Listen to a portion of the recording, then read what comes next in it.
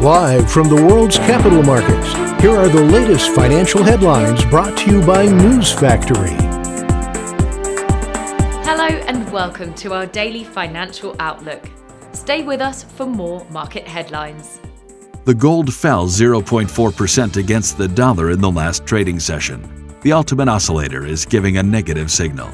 The euro-dollar pair saw a minor rise of 0.2% in the last session. The stochastic RSI is giving a positive signal, going against our overall technical analysis. The pound-dollar pair made a minor upwards correction in the last session, rising 0.1%. The MACD's negative signal is in line with the overall technical analysis. The last session saw the Aussie rise 0.8% against the dollar. The CCI indicates an overbought market.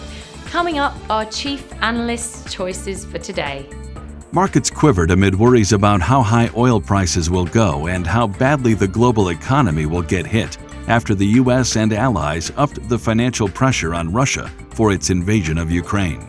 Bitcoin appears to be gaining traction in Russia and Ukraine's local currencies amid heavy fighting and sweeping sanctions that have pushed the Russian ruble to a record low.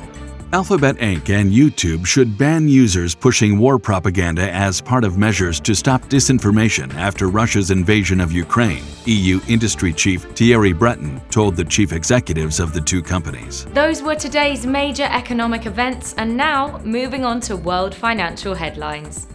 The Austrian unemployment rate will be released at 0800 GMT. The US ISM manufacturing PMI at 1500 GMT. The Dutch market manufacturing PMI at 0800 GMT. Japan's 10-year bond auction will be released at 0335 GMT. The US market manufacturing PMI at 1445 GMT. Australia's RBA rate statement at 0330 GMT. We hope that you've enjoyed Tuesday's financial report. On behalf of all of us here, we wish you a productive trading day. Be sure to join us tomorrow morning for the latest news and events from the financial markets.